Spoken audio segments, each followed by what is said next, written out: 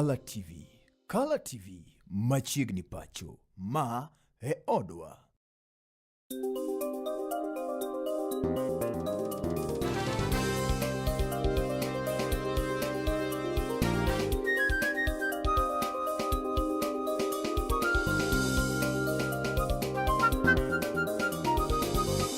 Ineno Color TV. Color TV machiegni pacho. Ma e odwa.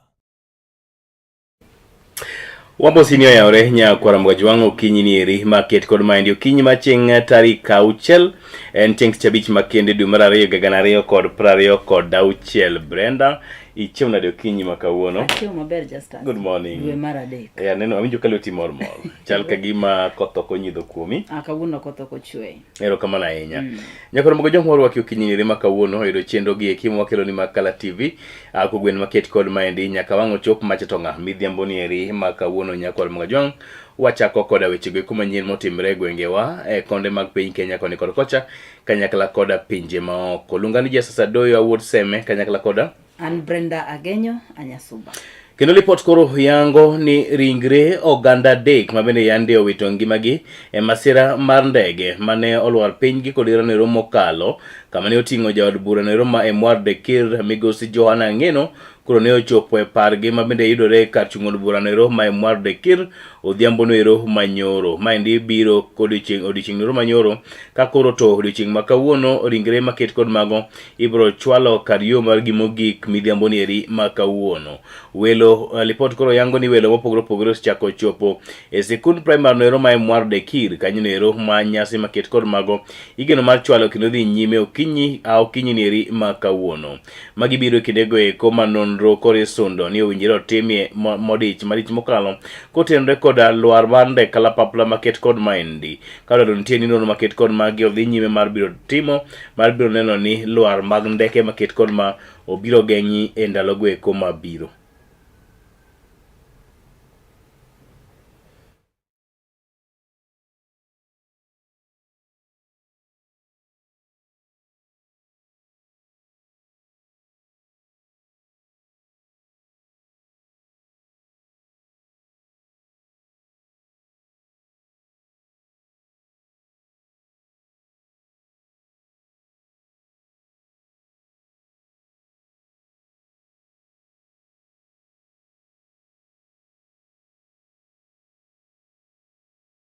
Ile kitu hawa wanataka tu ni ifanywe uchunguzi ya haki, hawa waelezwe ni nini ilifanyika.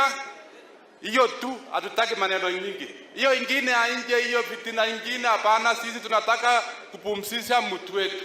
Yale maadili yote ambayo Mheshimiwa Ngeno aliongelea, hakuna hata moja ambaye haitatimizwa. Kwa sababu ya heshima ndume mwenye anaogopa kitu kama mimi. Mimi nimetangaza nikasema nitasimama na waimbaji. Wakati Ngong na wengine hapa waliambiwa wakuje kwetu kunipiga vita, Ngong alikataa hapo kuja. Bwana Ngeno alikuwa mtu wa bidii, mtu mjasiri, mtu yule alikuwa anapenda watu yake na alikuwa akifanyia kazi watu yake kwa Brenda neno ka lwasi mar lit kod kuyo podhi nyimen kod kwako gwenge gweko mar Mwadekir. Yes. E bang' ringre jodito gweko adek ne ochopo. King'iyo lwasi kata lela wang' jopiny en lit. Gin kora ka lit kabisa. Ingeni iwacho gani neno ka jatelo moro nowacho ni to late, yes, but to mobira apoya nono. Exactly. Motimore tima apoya nono mano ko chanore. Ingin tie to machanore samoro ng'ato oseyuare gi tuo. Ng'e ni ng'ane to koro wawe lwet Nyasaye. Lakini kang'ono Nyasaye ang'o chango sawa. Mobira apoya nono iwacho ni lit kabisa. Lit to lit ne wuon go. Kabisa. Masira maronga apaya notimre kure? Notimore county no mata Taveta. Ji maroma uchiel oyangi ni owito ngimagi mano kokalo kuom masira ma coach mar wang' apaya mabende notimore county no mata Taveta apaya no mawuok Mombasa kochomo Nairobi. Masira ma kama eri koro to yangi gi jogo manotony lak masira no mawacho ni lori moro mabende ne temo kalo nyamburko moro notuomo bas no eko moting'o jowuoth bas no mar China. Kata kamano joma moko no ringo do nyaka ute thieth mopogore opogore kama ne gidhi nyime gi yudo thieth.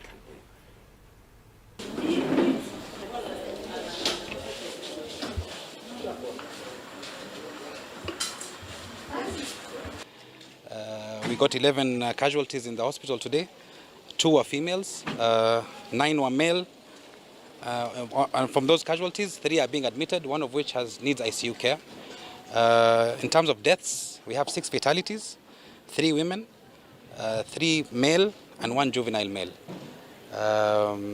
Currently, we are handling the 3 cases here. We're planning to refer the ICU case to Mombasa shortly. The project is it's a 4-story building. It's going to be built here in Moi, which encompasses an emergency casualty. We have an ICU, HDU, surgical male wards, and an oxygen plant, as well as theaters, 2 theaters, surgical theaters, which will be very beneficial for the county, especially for the fact that we are in Voi, we are in between Mombasa and Nairobi. Kwa tumekaa kitumwani ule mama yuko pale katikati ule mnene. Ile nilisikia tu impact kubwa. Mtu akanigonga kwa kifua. Na mimi nikawa nimetoka kiti nikaanguka. Kwa hiyo impact. Kutokea hapo nikastukia kumbe ni kama tumepata ajali. Nikawa kuna huyo alinigonga amekufa, amenikalia hapa kwa muda wa masaa mengi. Yule mwanzangu nilikuwa naye nikamuuliza umeumia? Kaniambia hajaumia. Huyu yuko hapa, nikamuuliza nikamuita kwa sababu nilikuwa simuoni pale yuko. Nikamuita akaniambia njoo uniokoe, nimelaliwa na maiti. Anasia kama nimeumia. Nikamwambia ngoja naja, lakini hapo ulipo siwezi pika. Nikangangana, nikakimbia mbele, nikaenda nikatoa dereva. Mtu wa kwanza kutoa ni conductor, nikatoa conductor. Dereva nikaenda ningangana naye steering, alikuwa amelemea hapo, nikangangana naye akanishinda, nikamwacha, nikamwambia tungoje watu wakuje. Kutoka hapo nikarudi tena kwa gari, nikaanza kutoa walio hai. Nikatoa walio hai 2, wengine wakanishinda. Sasa nikamwambia wacheni tungoje watu wakuje ndio mtoke. Tukangojea watu. Wakati polisi ilikuja tuliweza kusaidiana, mama mmoja amejitolea hapo kwa hiyo kijiji. Ushauri naweza kuwapatia wanadereva ni wao waangalifu barabarani na wajue kwamba wamepepa watu wengi. Pia washauri kwa watu wa malori. Watu wa malori wao waangalifu na kutii au magari ya mabasi. Kwa sababu magari ya mabasi yamebeba watu wengi na yeye ametembea yeye peke yake. Nyakor mogoti mos makende ne wede anyuola kod osiepe mag jogo eko mabende ne orodhno kod masira mar wang' apaya makiet kod mano ne jogo eko mabende ne otony masira no ero wakwayo nu chang no ero mapiyo ne oganda go eko mabende nowito wede anyuola kod osiepe wag timo nu mos makende. Ruoth Nyasaye obongo nyakalaga mondo mi olagre kuomu kod ng'uono ne mogundho. Kopogore koda weche go eko mag masira mag apaya nyakor mgajwang' waringo kendo wago ng'wech nyake kaunti no ero ma Siaya sub county ma Bondo gweng' moro ni Usigu kama lipot koro yango ni jatend migawo mochung' ne weche mag omende pacho kae di migosi James Opio Wandayi saendo koro wuok oko kendo pako malich mokalo tich mabende osedhi nyime kod ichwalo kod jatend piny owacho ma pacho kaendi Laktar migosi William Samuel Ruto. Wandayi koro wacho ni moko kuom weche 10 motegno kata 10 point agenda mabende ne gikete kogno kod maneno gai madun busese mar ODM kinde mokalo chien migosi Raila Odinga gin mago mabende migosi William Ruto chalni koro sekete tim atamalo no ero maduong'. Kata kamano Wandayi koro wacho ni mana bathe machuok kende makoro dong' kamoting'o chulo oganda go eko mabende noyudo hinyruok kendo nowito ngimagi e kinde ng'anyo mag tok yiero kanyakla koda ng'anyo go eko manobak koda Gen Z e pacho kaendi. Wandayi koro kwayo oganda jo Kenya nyeto mago mabende wuok gi Nyanza ni ka giyie to ginyal siro migosi William Ruto anyeto yiero no ero ma 2027 ka bende olieko ni migosi William Ruto osetimone oganda jo Kanyana mathoth mowinjo kigi kwede. Na mimi nimefanya kazi katika bunge la taifa na watu wengi, hasa hawa viongozi wa the so called United Opposition. Wengine wao wamekuwa kwa serikali hizo miaka zote, na hakuna hata jambo moja wanasema kwamba ametutendea sisi kama wananchi wa eneo hili. Kwa hivyo sisi hatutapotoshwa tena.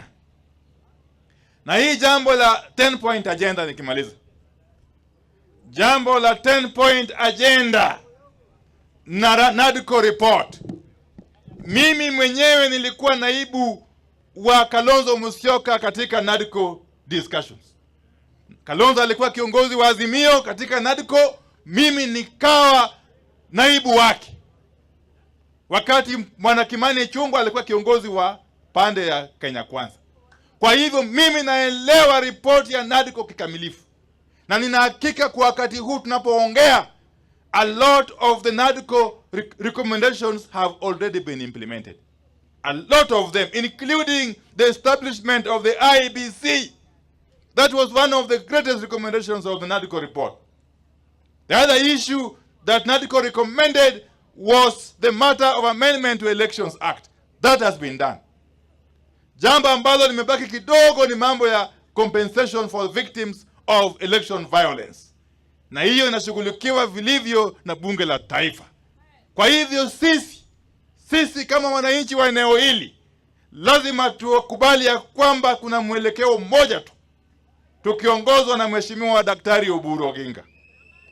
Daktari Oburu Oginga ndiye tunamtambua kama kiongozi wa chama cha ODM na vile vile kama kiongozi wa jamii hii.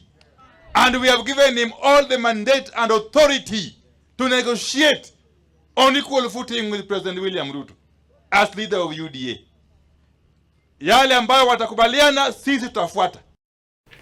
Seche nogo to jaod bura mabondo mano migosi Gideon Ochanda koro to golo kwayo makene ne jatend migaono mar teko migosi Opiyo Wandayi mondo mi oneni oloso chenro mag stima obedo makare gwenge makono mar tieko lal ka achiel koda kanok mar teko stima ma osebedo ka chendo e gwengego mag bondo. On specific sites for specific purposes, either it was a school or a beach or a water project. So you get that the transformer goes to the project. Like now, if we have a transformer in Ugambe Beach, it can only serve 600 meters radius backwards. But this other side, the southern and the western side, is water. So that transformer is not helping on the other side. We need to revisit the location of the transformers.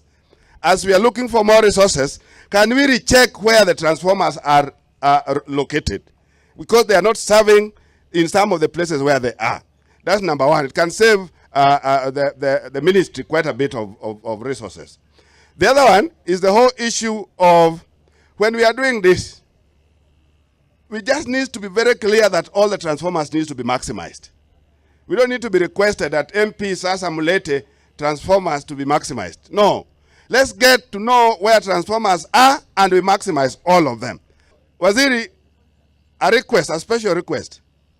When we were bringing in this Ugambe as one of the sites, the idea was Ugambe, they across Ugambe. There's a Ugambe across here. So I want to do a very special request that the Ugambe Valley, the Sakwa side, please, ukitoka hapa, try as much as you can such that we get a transformer for Ugambe, the Sakwa side, Maranda side.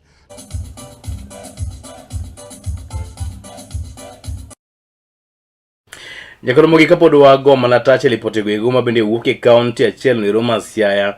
Governor county ma Siaya migosi James Bob Agde Orengo saint koro wuok oko kendo osiemo wang' oganda luo maliche mokalo ni gibeda ngech kendo gibedie motang' anyate kinego eko mabende gidonjo e moko kuom winjruoge go eko mag siasa kod jatend piny owacho masani migosi William Samuel Ruto. Orengo koro wacho ni oganda luo pare kini machon mabende migosi Raila Odinga mabende nosenindo ne ombale weche go eko mag siasa kod mane jatend piny owacho kinego eko migosi Mwai Kibaki kinego eko mabende ne ogwethe oko e winjruok mabende winjire yande ne gibede.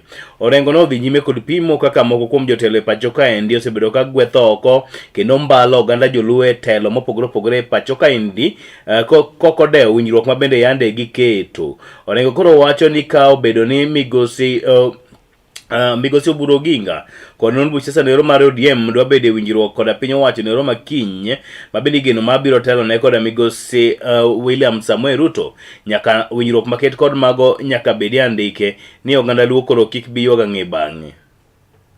Ng'ato kik wuondu ni wani sirikal kata Raila ne ni sirikal. Tadwa ni upar kendo upim wachni maber. Ndalo moko Raila nodonjo e sirikal gi Moi ndalo NDP. Mo donje sirikal Kamoyo wacho ne bro wene kom. Kano sedonje iye to Moyo lokre kode oketo Uhuru Kenyatta. Be unyalo paro gino? Be unyalo paro gino? Mani wacho ni ginene ni kanu omuonyo tinga. To Raila ne ng'ama otegno. No nyalo wuok kanyo kendo chako chama miluongo ni LDP. Ka oseloko LDP to koro owacho ni Kibaki to gibede nak oloso agreement ni Kibaki president mar ariyo Wamalwa deputy president to Kibaki wacho ni ka gidonjo ni to gimiyo Raila kom prime minister. Ka Kibaki ne osedonjo kendo gilokore giwacho ni wach ma prime minister no onge. Koro Raila kadwa neno Kibaki tiwa ni nyaka chiwo appointment. To Raila to en minister. Minister be no miwa. Ai mara dek kendo ka koro Raila okelo gero gi Kibaki moyombo Kibaki. Tano rengo nyatieng awacho ni Raila ni gini koro nyaka ndik piny manyaka kete chik okidonji sirikal ma Kibaki ka okondik gi malong. Emomi Raila no bedo prime minister. Nen prime minister kudo nen prime minister. To kanen prime minister man gi minister mage moyiero kako rengo giri ji 11. Sani omiu ariyo to ugo koko kia. Raila do nomi wa 11. Ae bange Kibaki kendo chako lokre gi Raila ni koro omiyo Uhuru Kenyatta. Koro emiyo sani awacho kinanuoyo. Okidogi nak diriyo. Kaji winjere to nyaka ndik maler. Rute medwero. En modwaro. Nikech piny obiro ne marach modhi oywak ne Raila. Koro en owachnwa. Owe thago bur gi wach. Ne wan wadwa namba ariyo. En mowachnwa ni kukonya tamiu mae. Ere gimomiyo en oling. Ere gimomiyo en oling. Dako wachna anamiu mae. Brenda, iwinjo gima governor wacho. Pachi na apa ni governor Orengo wacho mana diera. Orengo wacho diera nyalo bedo no fight ne oganda ma jo Kenya to inyo oganda joluo. Orengo wacho ni osebed kimbalo oganda jo Kenya na. Mbalo ng'ato tende ni iwuondo ng'ato. Yando wach ni bro miwa ma to kochopo kanyo. Mani magi wacho samidwaro kura. Samidwaro kura kelo machiegni ti mbalo kake wacho ni mbalo. Mbalo. Awinjo ni kata mana nyadendi ka idwano donje boxi. Gibudhe ga boxi to kwang'eyo. To nyaka iwach weche mamiyo nyalo donjo no. E box. Iwacho kaka wuonu ni gi share holding e airport ma Kisumo. E kambi tedho mo mamwalo cha bende ing'eni ne manager. Mane kaka ni riambo. Awinjo ni un ko example. Wacha dier. Awinjo ni un kosomo ga dier. To oyo. Ni anto bank account na to somo 0 point. Exactly. Onge kamwa dhiye. Tuwinjo Kindiki wacho nango kanyo.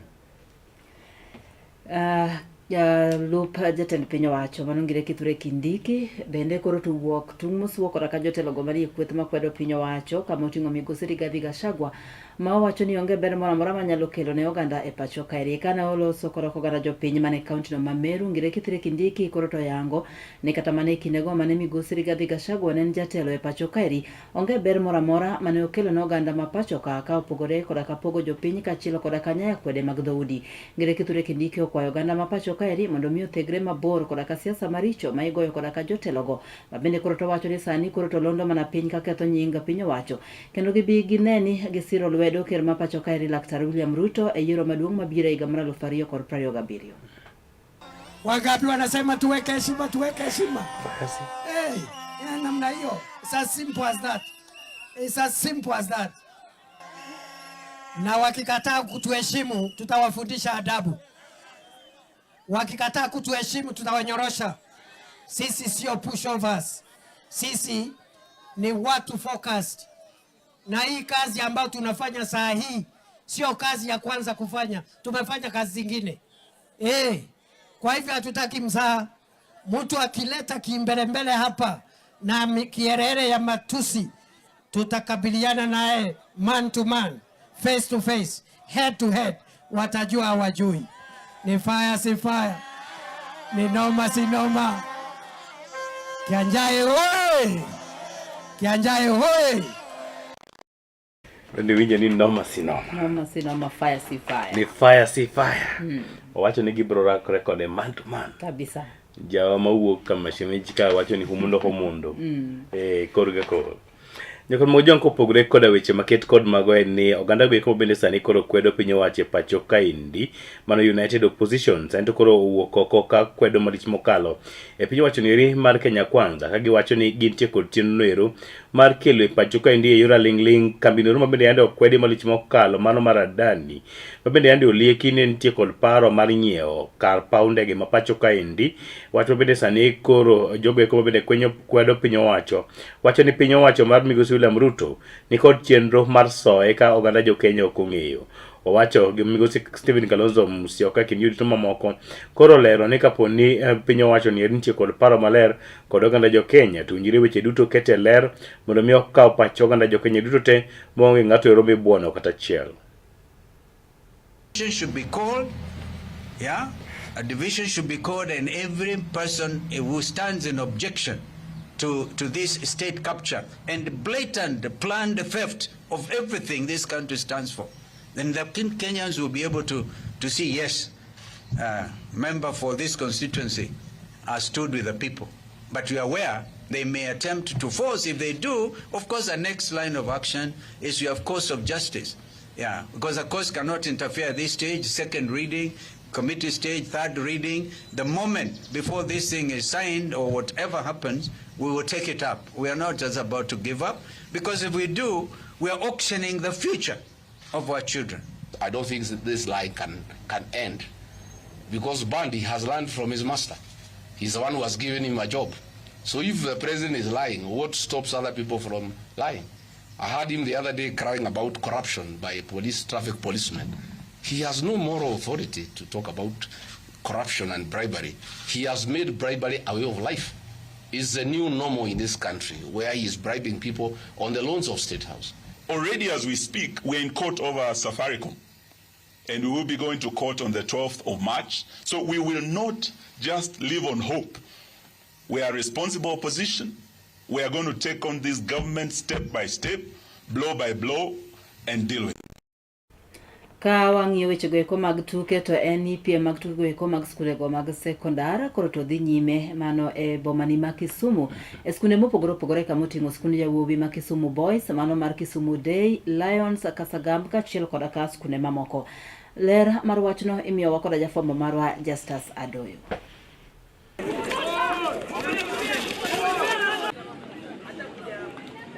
Mana kaka ignigo eko mamoko mabende osekalo chien e kalenda no ero mar somo, tukego eko mag sekunde sekondar koro dhi nyime gani ere magana 2026 ka Kisumu County okodong' chien, tuke maket kod mage koro dhi nyime kendo igeno mar chopo e giko gi chieng' odira kata ngeso mabiro nieri. Ka bende nyithindo, nyiri kod chuo mabende wuok e skunde mopogore opogore nyagore malich miwuoro mar nyiso chia kanyakla koda were margi e tuke maket kod maendi. Mikael Kamatiku en jagoro e tuke maket kod mago Kisumu County. We started our games yesterday, and so far all the preliminary matches are going on so well. We thank God. Despite the rains that we have, everything is in place. No student has been injured. Yes, we hope to finish the preliminaries tomorrow and then finish our championships on Saturday. Twak mare moyiedhi kod Kala TV, Mikael lero ni etamwan nieri kituke mabende gichwalo gin kaka mage. Tam1 games include handball, basketball, rugby, heptadeka,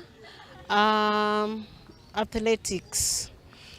So far in Kisumu County, we are hosting in various schools. We have handball and basketball in Kisumu Boys.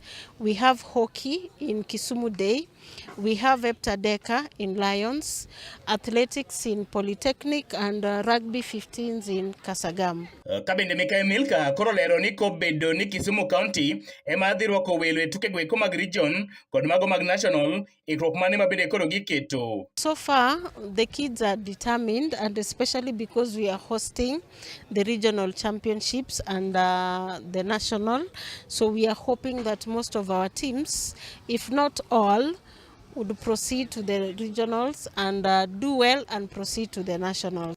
Kabende igani eri tugonero maragoko manyitno manyiri kata rugby bende ne okodong chien mana kaka biponwa koda migosi Paul Nyamita jalonye tugonero maragoko Nyanza mangima. So rugby term 1 games are on for the Kisumu County. So far we have 9 teams from different sub-counties of Kisumu County. We also have 7 girls team. So boys are playing 15s rugby. Girls are also playing 15s rugby. In nationals, so we have to come up with 2 very, very competitive teams because we are the host. So a team that will qualify here, we expect the team to go all the way up to the nationals finals. Kabende moko kuom skunde Kisumu County koro ne ok nyal pando chia kotenre koda tuke go eko mabende gichwalo e rang'iny eri mar county mana kaka ipimonwa koda migosi Caleb Olango jata yore tuke sikundi ya Wema Maseno. For the Term 1 championship, we have brought all the disciplines that are being participated in Term 1. That one is basketball, 5-a-side, rugby 15s, handball, hockey, athletics, and waiting for the swimming gala come next week in regionals. We've also heard of people crying about our handball, but I think so far we are trying to test our system that we have been training for quite some time. I know we have not done it to the level that we expect, but again, to the standards, we are better off. We are only waiting to be crowned the champions of Kisumu County, God willing, and to give awarded a competition at the regionals come next week but one. Kabende nyithindo mopogore mabende wuok e skunde go eko mabende yudore Kisumu County ne okodong chien kane ginyiso moro margi kotenre koda tuke maket kod magi. Tuko hapa counties hockey and we are happy to be here na tuna hope kuwin hii team yetu iende mbali. Tangu tukuje tumecheza game moja against Kisumu Day and we've lost. We've learned our mistakes and we are going to correct. Na najua kesho ni kazi sasa. Tunakuja kazi. Kesho ndio ile siku sasa. Sasa big up to our Kisumu Day people. Asanteni kwa hiyo mmetupea. Najua mko top pamoja. Nekala TV kwa Kisumu County and Justus Adoyo. Brandi neno ka nyiri be go agoko. Tukagoko mano rugby. Rugby. Binyalo dire. Gisadwaro ka in gi ma motegno. Neno nyidendi go eko. Biro go kama. Gin mago. Temra. Itin kaka an kama bipisori eji. Joko kanya kalo kodi. Na pisra. Tuke mag skunde sekondar term 1 osechakore. Barsani kanya ng'ato nyaduo ka e high school tugo manya tugo en hockey. Joka filo. You ever tried it? I've never tried it. But school mane antiere ne okutime kata tuke na. Wacha nene une desimo. Wane wagwe mpira. Soka Emmanuel. Exactly. School muntima umabika mago soka. Kobala. Then Kisumu kawa ntiege Nyakawa. Nyakach Girls. Injo kanja gewacho ni wametufunga tu kwa pena. Lakini hiyo ingine tutawaji walitufunga tu kwa pena. Meaning penalty. Kwa penalty. Kwa Nyakono no wacho ni beke ginyedhe ne ganya ne gilogi. Yes. Ilikuwa tu kwa pena na ili ufike pena pia niso ni imbe ni tech. Bende indande cho. Exactly. Yuditholo igo wang'e tuke gieki. Gin kanyo Kisumu Boys. Wacho ni Kisumu Boys kika? Kisumu Boys, Kisumu Day. Kisumu Day. Lions. Kasagam. Kaod Poli. Yes. Kisumu Polytechnic kore mantie gimiero cha. Mwech. Short races, longs, yuango. Batong. Chikruok e kuoyo. Ilungi chana ng'e jo. Field ilungo ni field activities mitimoga e pap ka. Yes. Short put. Yes. Short put. Ringo to ibayo. Bakidi kidi monti me baga kabe. Chon na winjo ni bakidi ko na pagan ya baba kidi mi. Kare kidi makidi. Yeah. Koro mogo jongi thuolo mari mondo mi higo e wenge kaponi ni boma Kisumo kikibeda beda ot ka balb ngi balb. Balb kamu chunge no ya. Kaka ni chuoe. E kaka entie kanyo. Kako riti nyaki duogi. Not unless no wang. We kose wang ngeno rito din mitime nade. Chaki gole. In mi gole. Kata kikibeda ot ka kom. Kom be beta kanyo. Oriti ni bibede. Obed jane ko bed nga. Ka ng'ato wacho ni chunyi ler ka chuny kom to manego. Koro wuogi wane gi kodira. Dhi Kisumu Boys, dhi Kisumu Kasagam kata nyalo neno rugby kiero rugby dhi Kasagam. Kiero basketball dhi Kisumu Boys gi Kisumu Girls. Yes. To kiero hockey dhi Kisumu Day. Wodo hockey kanyo. Yes. Kaka yawuoyi gi nyiri chwado luth. Yes. Wane odira. Giko dira bose chopo. Jatend piny owacho biro. Yes. Kaka wasebedo ka wanyiso oganda jokanyo. Odong mana Siaya County. Odong mana ndalo adi. One day. Ndalo to kama. Only tomorrow. To warwako wuoth Sugoi. Pacho. Wadhi bedo kode alam moyiedhi e kanisa mar Anglikana bade Mabondo. Kotelno koda jadolo Daudi Kodia. Yes. David Kodia. But then Kodia nyo gocho na nyoro. Okay. Mowacho na ni orwako wa. Gima watim nwa mundi. Nikech ji bro bedo mang'eny. Protocol bendi. Exactly. Ng'eni kama jatend piny owacho bede nyaka lu protocol nitie chike ma nyaka lu kanyo koro chike kod weche mantie. Nyaka lu. En gicha bege nyongo ga. Gine gari moro nitie ga mabiro motungi gik moko machalo kalamni. Ewi kanise kan no gari. Ibro dhi asiem niko. Kose dong. Chung kama. Wadhi. Kose chopo. Koro katimanya do e simu. Okay yudi. Network is no. Mano weche mag enhancing arita kwe mar jatend piny owacho. Wageno ni by midday kama alam no bro bedo no rumo. Kendo wadhi lunch e dala migosi Oluga. Yes. Yes. Kanyo ni ditimne rueko. Irwake. Irwake. Na winjo ko wuoyo od moro ma pacho ka endi kendo wacho ni orwako ji duto te. To tinga pilo. Apile mocho ni onge. Apilo kende mamda tinga. Yati apile minya mandrigo. Soup madhilinga apilo no. Exactly. Wepenjo. Kata kate. Nika pies Oluga. Okangwa yudo soup. To jabura ok niti. Kutinde una molok ni mana bate kache. Wara. Gapili ofuko wa. Yes. Good morning Jorarieda. Uchiew maber. Yakoro moge gikanyo be wacho pogo e giko mar weche manyien. Okinyi ni rihi market kod malang'ena ng'ado nyanene Brenda gi wach lakini onge wach degos galo kanyo 33 bang' sa 12 okinyi ni makawuono waduogo ni to good morning ne mwachake moyo megodo ilonga ni Sasa Doyo kachiel koda ka an Brenda Genyo.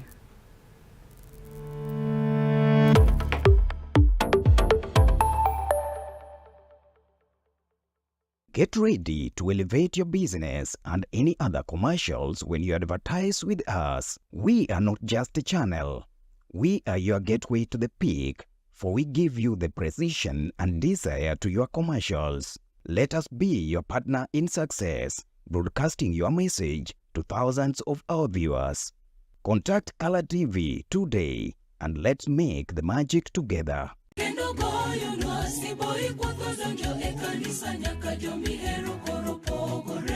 En gino makare mar chako odiochieng' gi ruoth.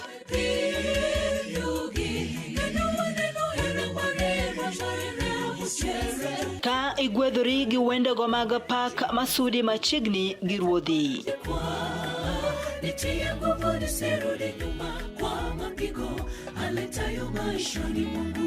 Bende wakelo ni jipo mag muma koda puonjruok mar lesson ma itayi gi Pastor Charles Odinde.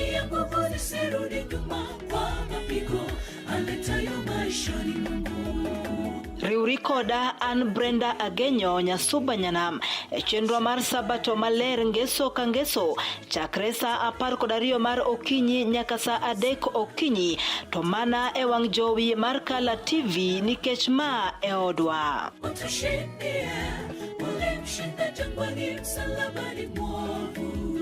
It's enough to make a grown man cry, but not this man. Get back in there, Tia. Tok yudo thuolo mar ng'eyo mathoth kowuok kuom jopuonjewa e sikunde, ka iduogo pacho, warwaki kod chenro mamit molosi mana ne in iwuon mar kweyo pachi kaka nyathi.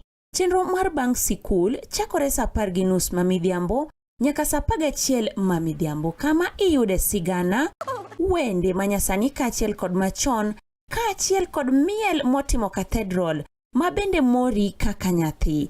Bang' skul, chenro manigi mor lilo ne nyithindo duto. Kala TV, machiegni pacho ma e odwa.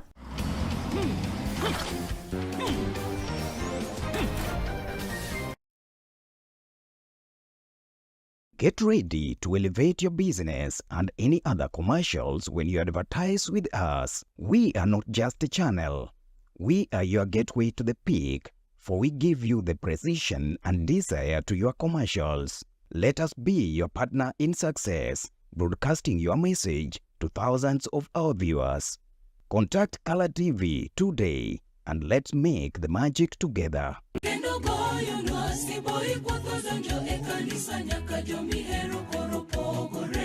En gino makare mar chako odiochieng' gi ruoth.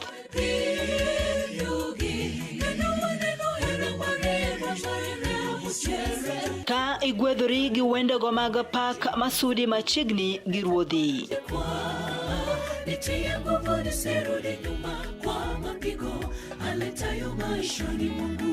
Bende wakelo ni jipo mag muma koda puonjruok mar lesson ma itayi gi Pastor Charles Odinde.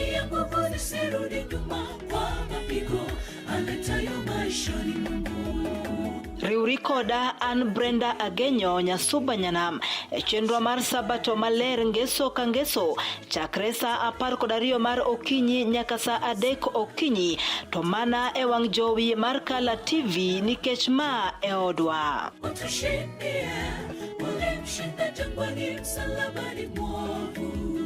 It's enough to make a grown man cry, but not this man. Get back in there, Tia. Tok yudo thuolo mar ng'eyo mathoth kowuok kuom jopuonjewa e sikunde, ka iduogo pacho, warwaki kod chenro mamit molosi mana ne in iwuon mar kweyo pachi kaka nyathi. Chenro mar bang' sikul chakore saa 10:30 mamidhiambo nyaka saa 11 mamidhiambo, kama iyude sigana, wende manyasani kaachiel kod machon, kaachiel kod miel motimo cathedral ma bende mori kaka nyathi. Bang' skul, chenro manigi mor lilo ne nyithindo duto. Kala TV, machiegni pacho ma e odwa.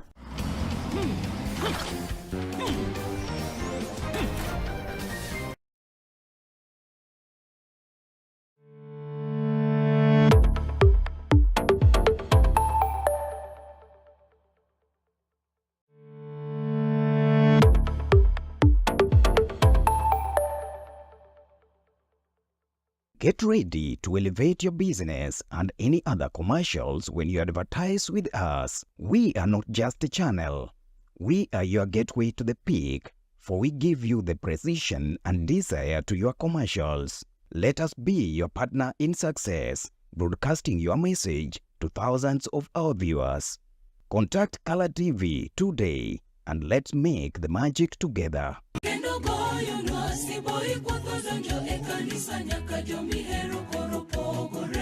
En gino makare mar chako odiochieng' gi ruoth.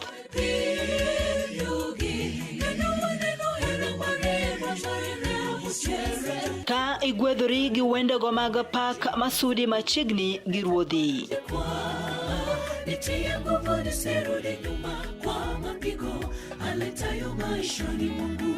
Bende wakelo ni jipo mag muma koda puonjruok mar lesson ma itayi gi Pastor Charles Odinde.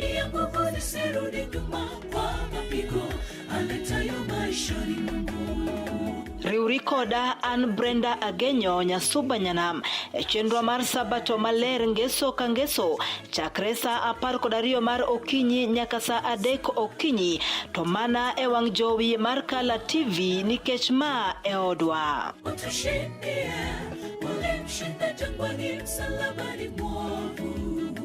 It's enough to make a grown man cry, but not this man. Get back in there, Tia. Tok yudo thuolo mar ng'eyo mathoth kowuok kuom jopuonjewa e sikunde, ka iduogo pacho, warwaki kod chenro mamit molosi mana ne in iwuon mar kweyo pachi kaka nyathi. Chenro mar bang' sikul chakore saa 10:30 mamidhiambo nyaka saa 11 mamidhiambo, kama iyude sigana, wende manyasani kaachiel kod machon, kaachiel kod miel motimo cathedral ma bende mori kaka nyathi. Bang' skul, chenro manigi mor lilo ne nyithindo duto. Kala TV, machiegni pacho ma e odwa.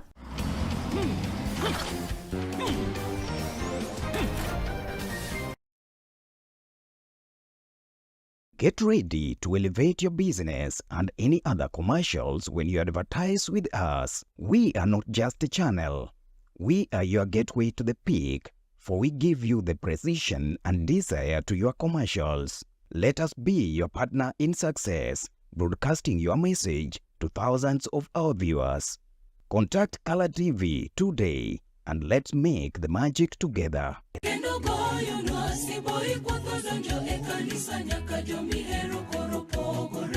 En gino makare mar chako odiochieng' gi ruoth.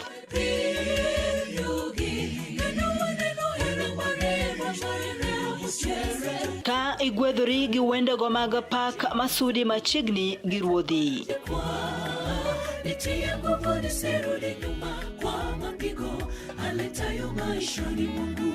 Bende wakelo ni jipo mag muma koda puonjruok mar leson ma itayi gi Pastor Charles Odinde.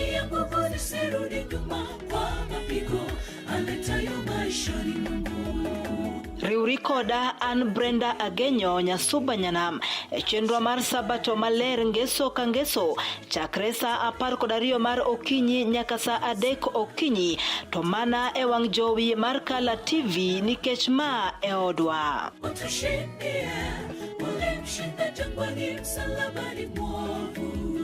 It's enough to make a grown man cry, but not this man. Get back in there, Tia. Tok yudo thuolo mar ng'eyo mathoth kowuok kuom jopuonjewa e sikunde, ka iduogo pacho, warwaki kod chenro mamit molosi mana ne in iwuon mar kweyo pachi kaka nyathi. Chenro mar bang' sikul chakore saa 10:30 mamidhiambo nyaka saa 11 mamidhiambo, kama iyude sigana, wende manyasani kaachiel kod machon, kaachiel kod miel motimo cathedral ma bende mori kaka nyathi. Bang' skul, chenro manigi mor lilo ne nyithindo duto. Kala TV, machiegni pacho ma e odwa.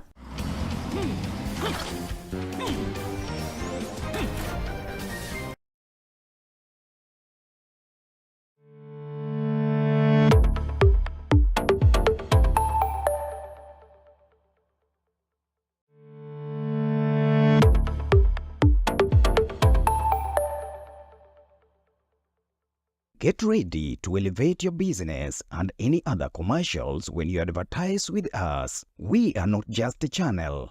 We are your gateway to the peak, for we give you the precision and desire to your commercials. Let us be your partner in success, broadcasting your message to thousands of our viewers. Contact Color TV today and let's make the magic together.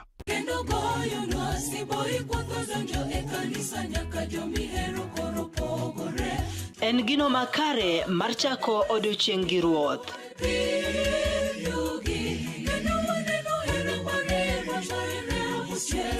Ka igwedhori gi wendego mag pak masudi machiegni gi ruodhi.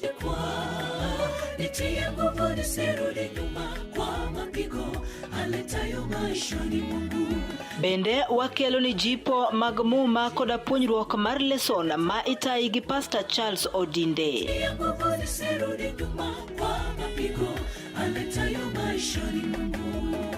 Riuri koda an Brenda Agenyo Nyasuba Nyanam e chenro mar Sabato maler ngeso ka ngeso chakre saa 12 mar okinyi nyaka saa 3 okinyi, to mana e wang' jowi mar Kala TV nikech ma e odwa.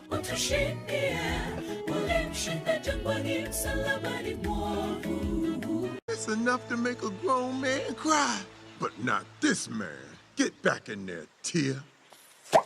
Tok yudo thuolo mar ng'eyo mathoth kowuok kuom jopuonjewa e sikunde ka iduogo pacho, warwaki kod chenro mamit molosi mana ne in iwuon mar kweyo pachi kaka nyathi. Chenro mar bang' sikul chakore saa 10:30 mamidhiambo nyaka saa 11 mamidhiambo, kama iyude sigana, wende manyasani kaachiel kod machon, kaachiel kod miel motimo cathedral ma bende mori kaka nyathi. Bang' skul, chenro manigi mor lilo ne nyithindo duto. Kala TV, machiegni pacho ma e odwa.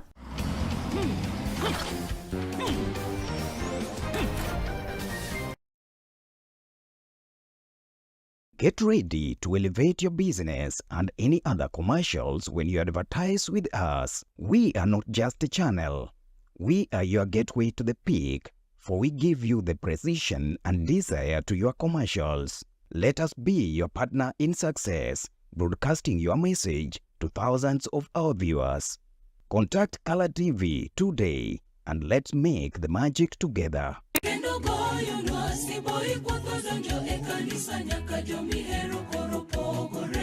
En gino makare mar chako odiochieng' gi ruoth.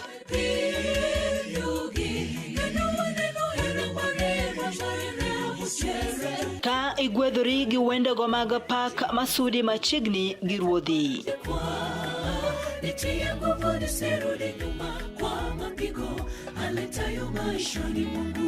Bende wakelo ni jipo mag muma koda puonjruok mar lesson ma itayi gi Pastor Charles Odinde.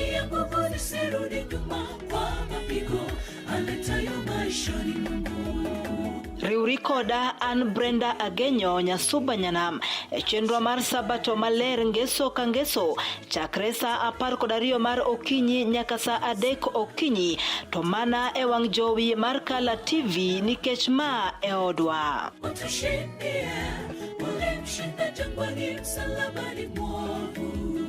It's enough to make a grown man cry, but not this man. Get back in there, Tia.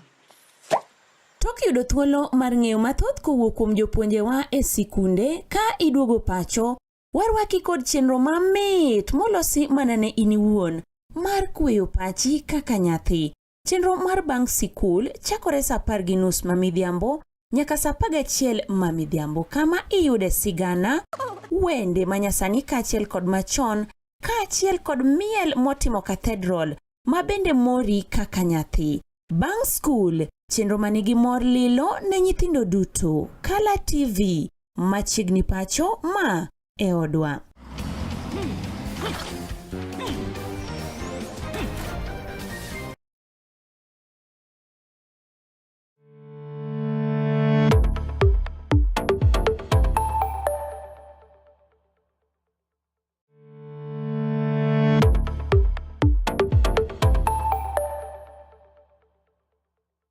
Get ready to elevate your business and any other commercials when you advertise with us. We are not just a channel.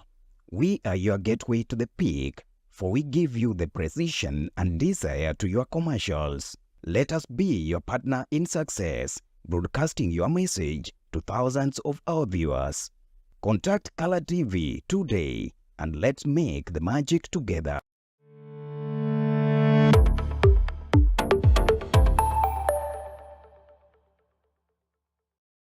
Machiegni kendo nyako ramgajwang' kamoro moro maintie Okinyi rima ket kod maendi daka osekalo kanyo 49 Brenda. Yes. Bang' saa 12 Okinyi maket kod maendi nyako nitie kuma nang'adie kane wacho ni waikre ka wadhi Bondo. Oboke no matin nyako ramgajwang' ka poni oboke ochopo thulo moro amora koa sani to wabomi kaka weche oruwe piny kaendi nyako ramgajwang'. Kata kamano gima nyaka ng'e ni koth chwe okoka koth chwe Homa Bay County en gweng' Nonro bende koth nogoyo wiyo manyoro kuonde moko. Kisumu County ne koth chwe nyoro kendo maber. Bende Koth manyoro no mora no chwe dakika machuok to motegno. Koth noyoko piny nyako ramgajwang'. Kisumu kod apani nyokwako thoth gwenge Kisumu County ka. Yes. Koro yawo kawo kodhi ketelo Joma pok oloko lo, bolok lo. Apani sani onego bed ni ji osepuro. Giseloko lo. En puro. Yes. Apani sani onego bed ni ji osepuro. Kothe manyicha ji rito. Ma dwe mar adek ok onego bed ni nitie ng'ama pok opuro. Onego bed ni sani koro ji komo. Exactly. Ni rito to ka wang' wadu koro ka bando kete tie kendo. Winjo kon tap tap tap. Tap tap tap. To ni ng'ane tong' na mokadi. Tong' na mokariyo.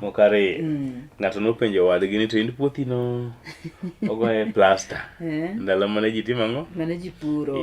Was live up. Manuru bang' sati. Batich. Wadhi uru watinya kore mungajwang'.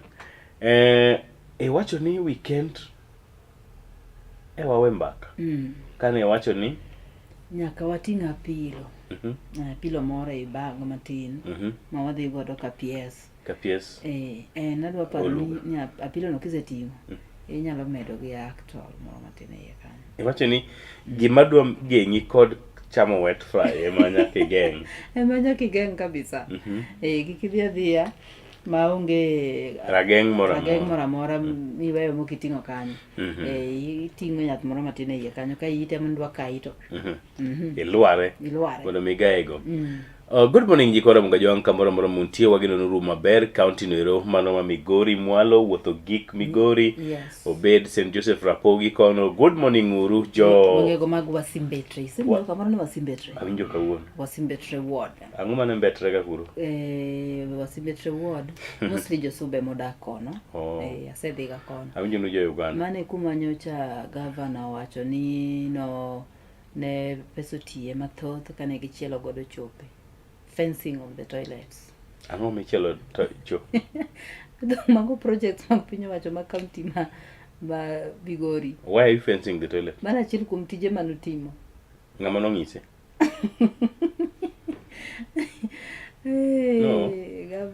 Gavana nitiyo matek. Iluongo ni ng'a? Ochilo. Mbogo? Yes. Chielo yoke? Wuoda yako. Pindra? Ochilo ba? Ochilo ba. No, wacho ni ochiel cho. Yes, actually was reading that list. And cho mar school koso cho mar gimoka okapar ka list. I don't know whether no did through that list kane poko osome kane poko miego mondo mi osome to the public. No proofread. Okapar kano timo kamano nikech kata en kane nyalo ng'iyo facial expression mare tinyalo neno ni kata en obwok. No get disappointed. Bedo disappointed gi mosomo no. Kose bath andike mane nyamito mako. Exactly. Chieng' moro ka anyiso wuodo chiro di koro som. Ni koro kuonde chotne wuoda yako. Mane list mane som. Pindra som. To pindra somo. To pindra terni. No chiel cho marang'o. I don't understand what I mean. Was it for school? Maybe for the schools. Chote chielo nang'o? I don't know. Pesa tiyo Migori ng'ato be nopenjo ni chope mane boma igo giga kiful nang'o? Ang'o milorogi? I understand. Kagin mag public moko michulo. No, leave alone those ones. A plot kumudake. Number one, the reason for that en nitie joma careless maketho. Exactly. Koro ng'at moro rawa makalo ing'eni ok bideo. Nitiere joma samoro rawa makalo. Oneno mana ka dhot chofuare. To wacho ni wadonjo ka. Number 2 for hygiene. Number 3 for children. Number 3 for children. Masoka gin mag bugo. Kata ok bugo, nyithindo tugo kamoro amora. What do you mean mag bugo? You don't understand. Chomar bugo. The ones in the rural. Where you go using the leaves. Yes. They still exist. How many children you know what you give leaves? Yeah. I tell you rural children so. Ja Nairobi lungo gini staff. Nile staff nilienda haiko ni mais, haiko ni bamba. Ile staff walinipea nitumie. Koro jo Migori onyiswa ni to ere kaka ne gi chielo cho gi omenda makore lach. Wageno ru maber jo Migori kamoro moro muntie. Ageno ni udhi nyime kod tukeu kata skune opogore county games dhi nyime. Homabay county bwageno nuru maber. Boma kanyo obed gwenge mag Sofia, Makongeni, Homa Bay town. Ni Homa Bay gweng Ben Suda. Homa Bay gweng abeni. Ni winjo ka Ben Suda wacho ni ere kaka ng'ato nyalo tugore ni penjo gima osetimo to kata Donald Trump in America ong'eyo no tiyo Homa Bay. Abeni ya Yesu.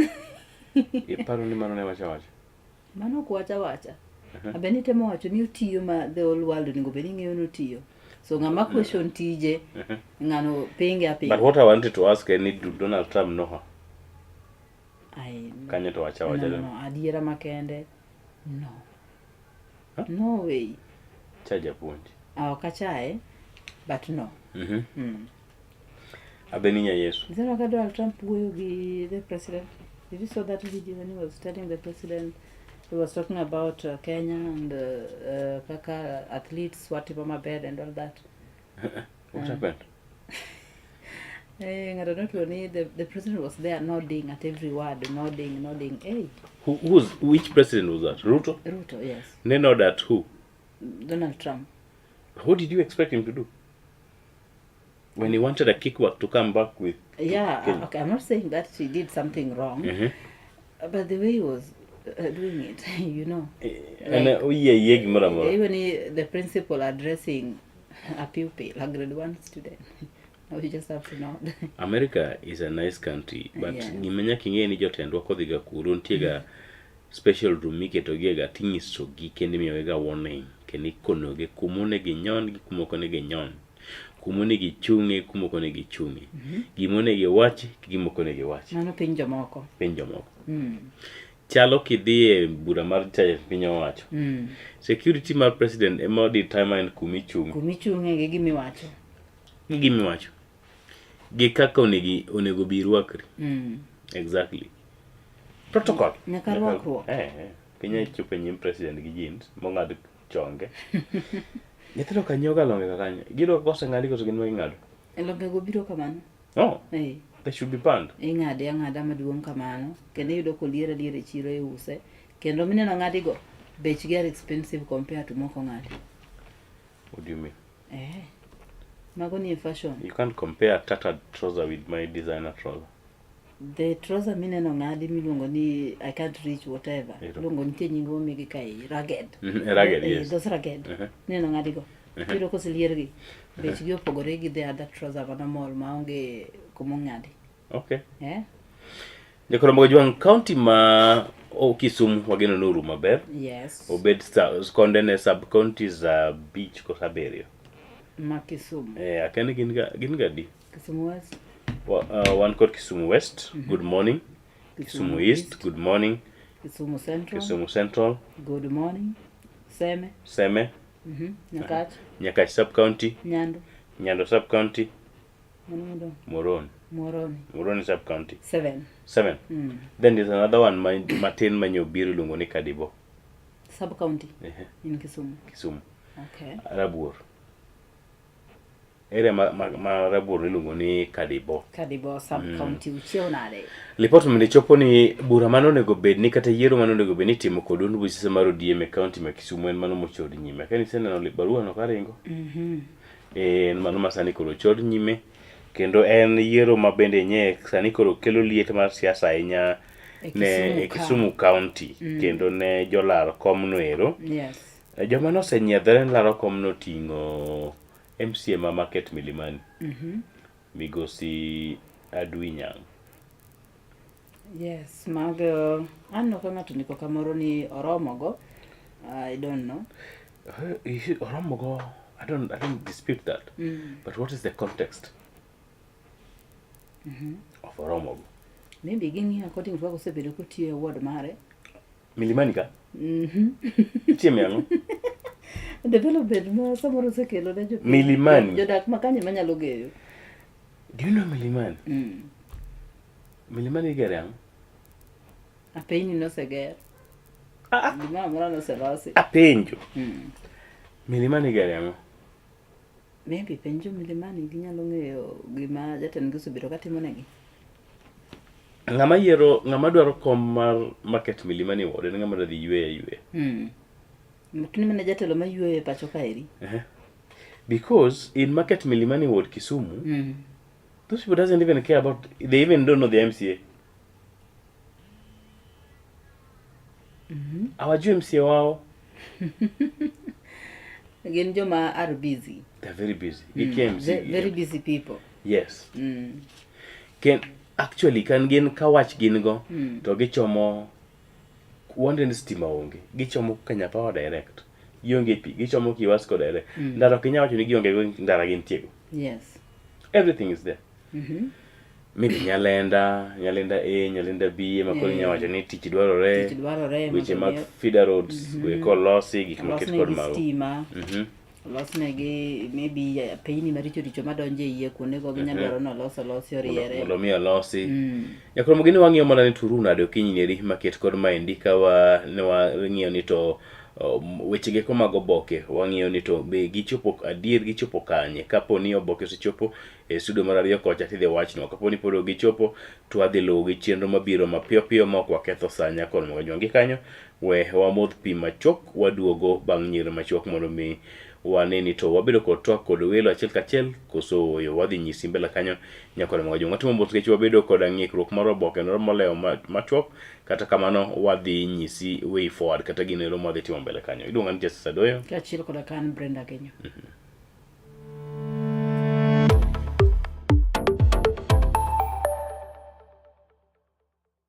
Get ready to elevate your business and any other commercials when you advertise with us. We are not just a channel. We are your gateway to the peak, for we give you the precision and desire to your commercials. Let us be your partner in success, broadcasting your message to thousands of our viewers. Contact Color TV today and let's make the magic together.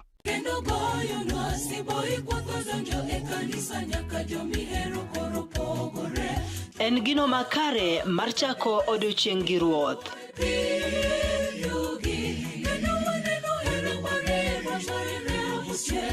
Ka igwedhori gi wendego mag pak masudi machiegni gi ruodhi.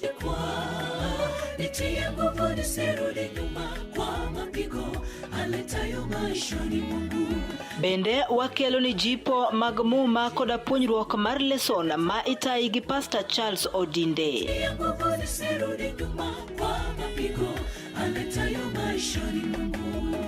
Riuri koda an Brenda Agenyo Nyasuba Nyanam chenro mar Sabato maler ngeso ka ngeso chakre sa 12 mar Okinyi nyaka sa 3 Okinyi to mana e wang jowi mar Kala TV nikech ma e odwa.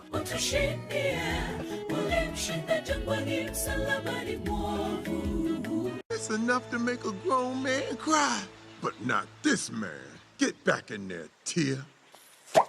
Tok yudo thuolo mar ng'eyo mathoth kowuok kuom jopuonjewa e sikunde ka iduogo pacho, warwaki kod chenro mamit molosi mana ne in iwuon mar kweyo pachi kaka nyathi.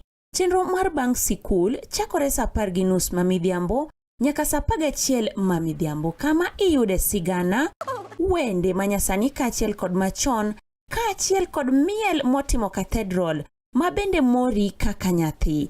Bang' skul chenro manigi mor lilo ne nyithindo duto. Kala TV machiegni pacho ma e odwa.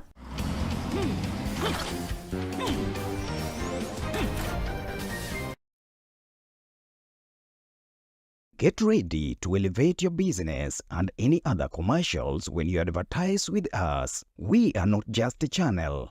We are your gateway to the peak, for we give you the precision and desire to your commercials. Let us be your partner in success, broadcasting your message to thousands of our viewers.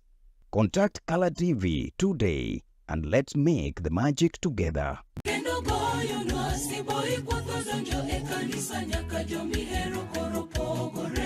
En gino makare mar chako odiochieng' gi ruoth.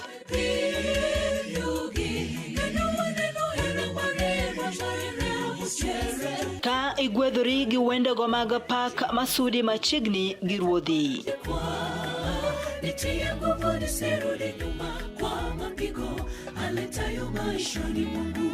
Bende wakelo ni jipo mag muma koda puonjruok mar lesson ma itayi gi Pastor Charles Odinde.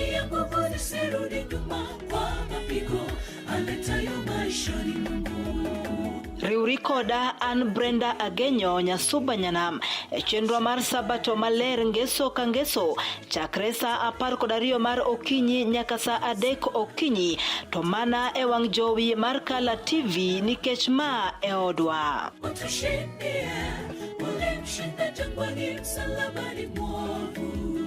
It's enough to make a grown man cry, but not this man. Get back in there, Tia. Tok yudo thuolo mar ng'eyo mathoth kowuok kuom jopuonjewa e sikunde ka iduogo pacho, warwaki kod chenro mamit molosi mana ne in iwuon mar kweyo pachi kaka nyathi. Chenro mar bang' sikul chakore sa 10:30 mamidhiambo nyaka sa 11 mamidhiambo kama iyude sigana, wende manyasani kaachiel kod machon kaachiel kod miel motimo cathedral ma bende mori kaka nyathi. Bang' skul, chenro manigi mor lilo ne nyithindo duto. Kala TV, machiegni pacho ma e odwa.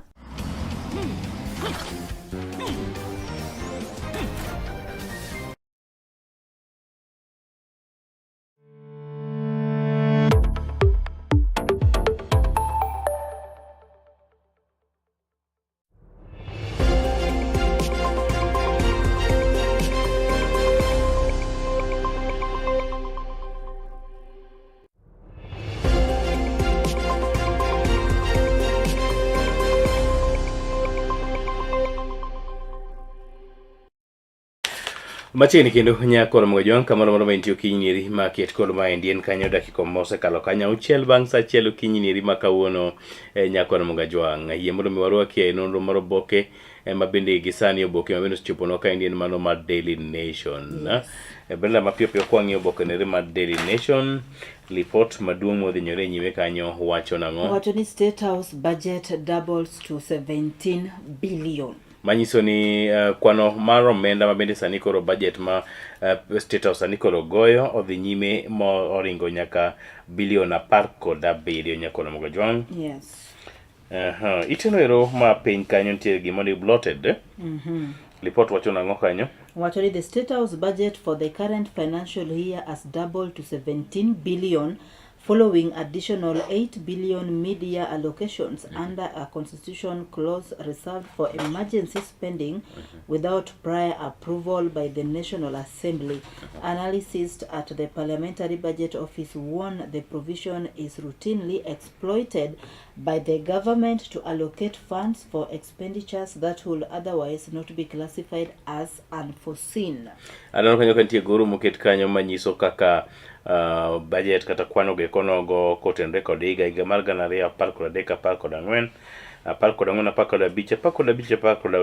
17, 18, 19,